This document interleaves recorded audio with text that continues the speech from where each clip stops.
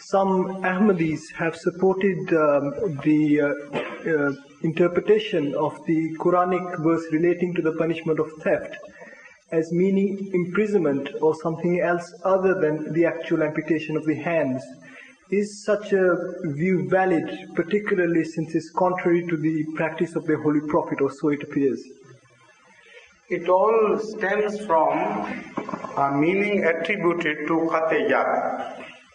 Some people insist that Khat-e-Yad, the word used by the Holy Quran for severing one's hand, also means to put somebody out of circulation, to make him ineffective. And they also quote from the Holy Quran referring to the verse Tabbat yada abi lahabin wa tab. And it says that virtually, practically, no, not virtually but practically and literally, the hands of Abu Lahab were never severed and they remained intact and healthy. They were not destroyed. But virtually he was destroyed and he was made ineffective in his efforts to destroy Islam. So, taking their cue from this as well, they say that if a thief is made ineffective in any manner so that he cannot steal again, that purpose is also served by this verse. So that is why they say it, but it's an open question.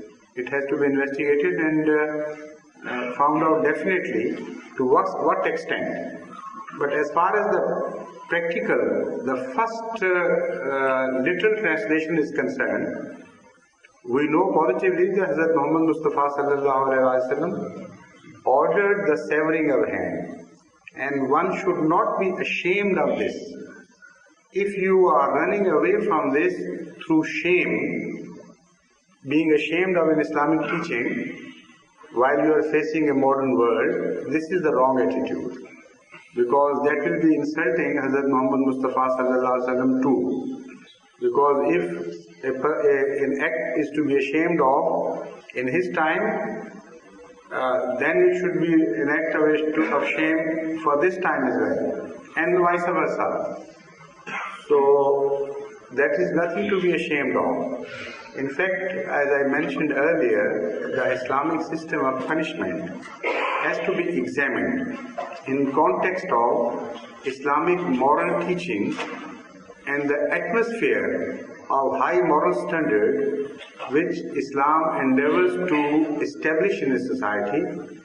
When that happens, then the society rises to such heights as crimes become very rare and unnatural.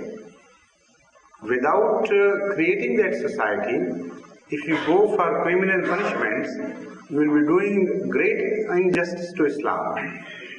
For example, it is also established that anybody who steals because the hunger compels him, his hand will never be severed. So in a society where millions of people are left unattended and many of them die of hunger and their basic needs are not provided by that society, however loud their claim be to Islamization, they do not deserve and they have no right to introduce Islamic system of punishment, because Islamic system of provision has not been produced. An Islamic system of morality has not been introduced.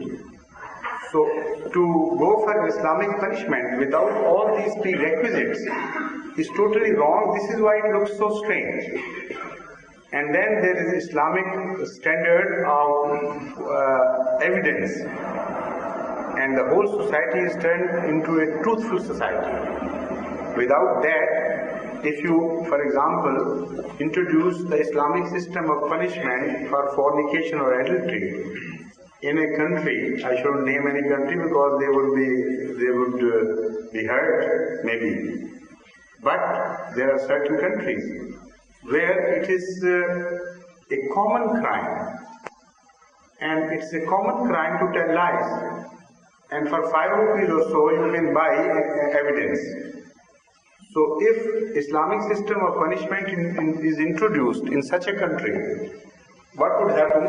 That the few people who do not indulge in fornication, they would be killed and they will be lashed by those who indulge in fornication. And it's so easy for them to produce false evidence. So if the standard of evidence is totally un-Islamic, how can you introduce Islamic system of punishment? It is putting the horse before the cart before the horse. First create the prerequisites which Islam creates with effort and labor. And Hazrat Muhammad Mustafa sallallahu alaihi wasallam created with great endeavor. Then you have a right to introduce the punishment part, which will come in the end, not before.